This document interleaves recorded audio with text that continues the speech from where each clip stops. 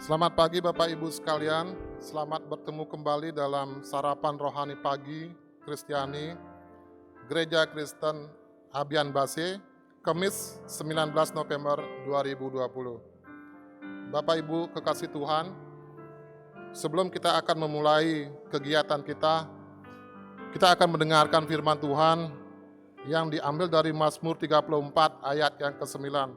Sebelum kita akan membaca dan merenungkan firman Tuhan ini, kita akan datang kepada Tuhan di dalam doa. Mari kita berdoa. Tuhan Allah kami yang maha kuasa, Allah yang maha pengasih, Allah yang kami sapa dan kami kenal. Di dalam nama-Mu, Putra-Mu, Tuhan kami Yesus Kristus. Pagi hari ini ya Tuhan, kami datang ke hadirat-Mu yang kudus, menaikkan puji dan syukur kami. Karena kasih dan kuasa-Mu, Engkau telah membangunkan kami di pagi hari yang indah ini ya Tuhan. Terima kasih ya Tuhan, terima kasih Yesus. Tuhan Yesus, sebentar lagi kami akan memulai kegiatan kami, aktivitas kami.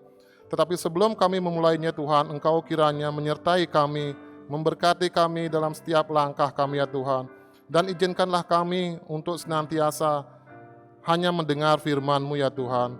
Tuhan, bukalah hati dan pikiran kami di dalam kami membaca dan merenungkan firman-Mu ini, agar firman-Mu ini menjadi kekuatan baik jasmani dan rohani kami Tuhan. Berkatilah kami ya Tuhan di dalam kami menyampaikan firman-Mu ini, agar firman ini menjadi makanan jasmani dan rohani kami Tuhan. Terima kasih Tuhan, di dalam nama Tuhan kami Yesus Kristus kami mohon. Haleluya, amin. Bapak Ibu yang terkasih di dalam Tuhan Yesus, kita akan membaca dan merenungkan firman Tuhan yang diambil dari Mazmur 34 ayat yang ke-9. Kecaplah dan lihatlah betapa baiknya Tuhan itu. Berbahagialah orang yang berlindung kepadanya. Bapak Ibu yang terkasih, kalau kita mendengarkan firman Tuhan ini, mungkin kita akan merenung apa yang terjadi sehingga pemazmur Daud memberikan pujian, ucapan syukur kepada Tuhan seperti ini. Bapak Ibu yang terkasih, banyak sekali hal-hal yang terjadi di dalam kehidupan kita, di dalam kegiatan kita sehari-hari, banyak sekali hal-hal yang menjadi renungan kita. Setiap orang akan mengalami permasalahan di dalam hidupnya. Tetapi ketika permasalahan itu dapat mereka atasi, ketika mereka berdoa memohon kepada Tuhan, mereka akan selalu mengucap syukur dan selalu menaikkan pujian kepada Tuhan atas pertolongan Tuhan. Tetapi mampukah kita untuk menaikkan pujian dan syukur ketika doa kita itu belum terjawab? Ketika apa yang kita minta kepada Tuhan belum dikabulkan Tuhan. Padahal apa yang kita minta itu menurut kita adalah hal yang sangat penting, yang sangat berarti dan sangat berharga di dalam kehidupan kita. Sering sekali di sini kita merasa kecewa dan menganggap Tuhan meninggalkan kita. Mampukah kita pada saat itu untuk menaikkan pujian atau mengucap syukur pada Tuhan? Mampukah lidah kita, mulut kita menaikkan pujian itu untuk Tuhan? Saya rasa semua orang akan berpikir, mungkin Tuhan sudah meninggalkan kita. Bapak Ibu yang terkasih, saya akan mengajak Bapak itu untuk mendengarkan sebuah cerita. Kejadian ini terjadi di Jawa Tengah. Ada seorang ibu, Bapak Ibu, yang kehidupan sehari-harinya itu adalah berjualan ke pasar. Dagangan yang dia bawa adalah dagangan yang dia buat sendiri, yaitu berjualan tempe. Di suatu hari, dia membuat tempe yang akan dibawa ke pasar. Pada saat dia membuat tempe itu, dia sangat yakin dan percaya bahwa tempenya itu akan jadi seperti apa yang dia harapkan. Ketika dia bangun pagi, seperti biasa dia akan berangkat ke pasar, mempersiapkan segala sesuatunya, dan ketika dia melihat tempenya sambil memegang, sambil menusuk-nusuk tempenya, alangkah kagetnya dia.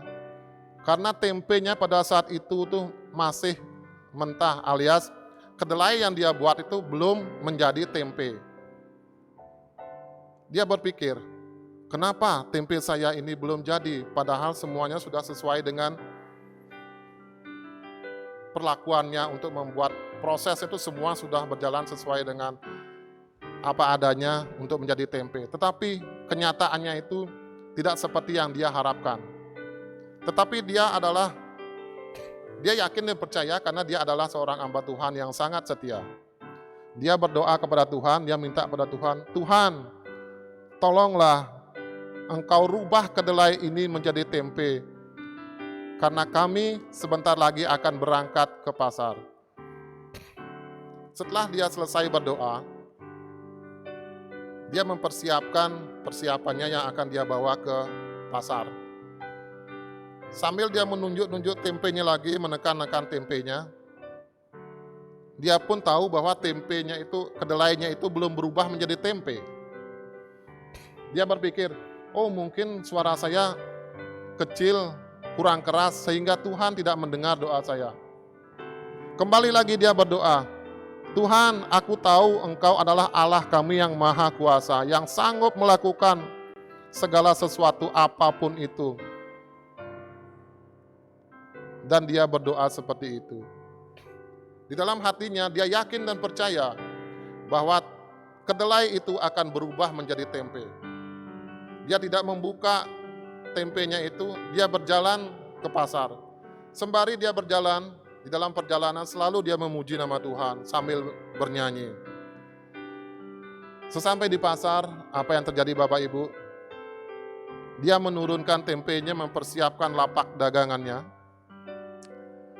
Sambil dia mempersiapkan lapak dagangannya itu, dia yakin dan percaya sekali bahwa Tuhan akan merubah semuanya sesuai dengan apa yang dia inginkan, apa yang dia minta. Karena dia tahu Tuhan sayang dengan dia. Setelah dia menyiapkan segala sesuatunya dan membuka bingkisannya itu yang dia bawa itu, betapa terkejut dan kecewanya dia. Karena kedelai yang dia persiapkan dari rumah yang dia sudah doakan dengan keyakinan yang luar biasa, kedelai itu pun belum berubah menjadi tempe. Di situ dia sangat kecewa sekali dengan Tuhan. Dia berkata kepada Tuhan, Tuhan, kenapa Engkau tidak mendengarkan dan tidak mengabulkan doaku? Padahal Engkau sendiri tahu bahwa aku memiliki usaha hanya ini aja Tuhan untuk menyambung hidupku. Kalau kedelai ini belum berubah menjadi tempe, apa yang harus kami jual? Dari mana kami harus bisa makan untuk menghidupi keluarga? Jangankan untuk hari esok, hari ini pun kami tidak memiliki uang.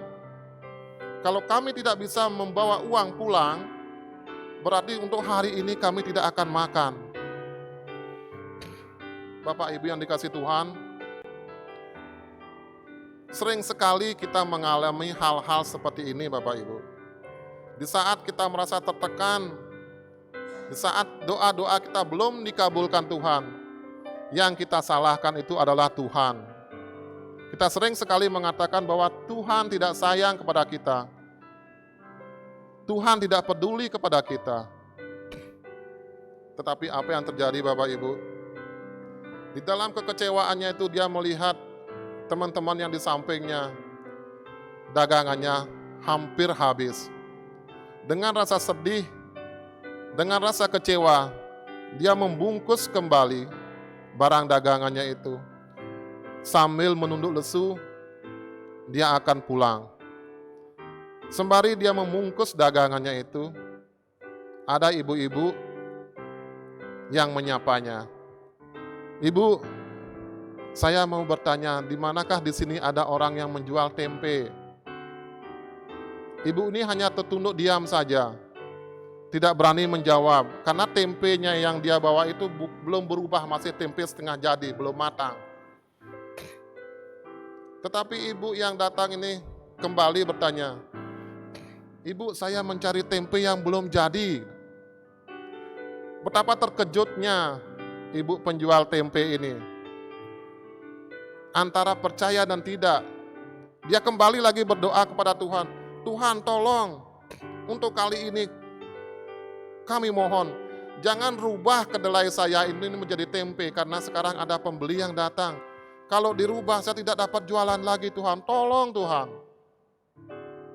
Di dalam situasi seperti itu, dia selalu menyerahkan hidupnya kepada Tuhan. Dan alhasil ketika bungkusan itu dibuka, memang kedelai-kedelai itu belum berubah menjadi tempe. Dan di situ betapa senangnya hatinya. Ibu ini akhirnya memberikan tempe ini, tempe yang belum jadi ini kepada pembeli itu. Dan pembeli itu mengatakan, "Ibu, berapa bungkus tempe yang belum jadi yang ibu miliki?" "Saya hanya memiliki 5 bungkus saja, karena saya tahu tempe saya ini belum jadi. Sisanya masih ada 5 lagi di rumah." "Oh ya ibu, kalau gitu saya mau ambil semuanya tempenya ibu itu, karena saya memerlukannya cukup banyak." Si ibu penjual ini pun mengiyakannya. Tetapi sebelum dia mengajak pembeli ini, dia bertanya kepada pembeli ini, "Ibu, untuk apa ibu mencari tempe yang belum jadi?" Ibu ini terus menjawab, "Kalau saya mencari tempe yang sudah jadi, takutnya itu nanti setelah saya kirim, itu akan menjadi busuk setelah sampai di tujuan. Karena saya mau ngirim tempe-tempe ini ke anak saya yang ada di luar kota. Jadi memerlukan waktu yang cukup lama untuk sampai di tempat tujuan." "Oh begitu ya." Akhirnya pembeli tempe ini dan ibu ini berangkat ke rumahnya untuk mengambil tempenya itu. Bapak Ibu yang terkasih, di sini kita bisa melihat ada beberapa hal yang bisa kita petik dari pelajaran ini, Bapak Ibu. Yang pertama, kita sering memaksakan kehendak kita kepada Tuhan pada waktu kita berdoa. Padahal sebenarnya kehendak Tuhanlah yang terjadi di dalam kehidupan kita. Kita sering menjadikan hidup kita ini sebagai otoritas di dalam kehidupan kita, bukan Tuhan sebagai otoritas dalam kehidupan kita. Yang kedua, Tuhan menolong kita dengan caranya yang sama sekali di luar pemikiran kita. Dia mempunyai rencana yang indah buat kita. Bukan hanya permohonan kita, tetapi apa yang menjadi keperluan kita, Tuhan penuhi. Dan yang ketiga, tidak ada yang mustahil Bapak Ibu. Sekalipun mungkin kedelainya itu belum terjual, belum berubah menjadi tempe, mungkin bagi kita itu tidak akan ada orang yang membeli. Tetapi Tuhan mengirim orang yang mencari tempe yang setengah matang. Itu adalah cara Tuhan, bukan Tuhan memberikan kita apa yang kita mau, apa yang kita inginkan, itu yang Tuhan beri. Bukan seperti itu, tetapi Tuhan memberikan apa yang kita perlukan. Dan yang keempat, Bapak Ibu yang terkasih, segala sesuatunya adalah kemuliaan bagi nama Tuhan. Kita tidak bisa merampas kemuliaan itu hanya untuk kepentingan kita sendiri. Percayalah bahwa Tuhan menjawab doa-doa kita sesuai dengan waktunya Tuhan. Amin Bapak Ibu. Bapak Ibu yang terkasih, semoga firman ini bisa menjadi kekuatan di dalam kehidupan kita. Di dalam kita akan mengawali hari-hari kita, di dalam kita akan menjalani setiap aktivitas kita. Sebelum kita mengawali kegiatan kita dan hari-hari kita akan datang kepada Tuhan, kita akan berdoa, biarlah kiranya Tuhan memberkati kita. Mari kita berdoa. Terima kasih ya Tuhan, terima kasih Yesus atas pimpinan, atas tuntunan-Mu Tuhan. Dan firman-Mu yang begitu indah yang kami rasakan di dalam kehidupan kami ya Tuhan. Tuhan Yesus, jangan biarkan kehendak kami yang terjadi di dalam kehidupan kami. Tetapi biarlah kehendak-Mu yang terjadi di dalam kehidupan kami ya Tuhan. Dan kami ingin memulai kehidupan kami dengan campur tangan-Mu Tuhan. dan itu kiranya menjadi kemuliaan namamu, bagi namamu Tuhan.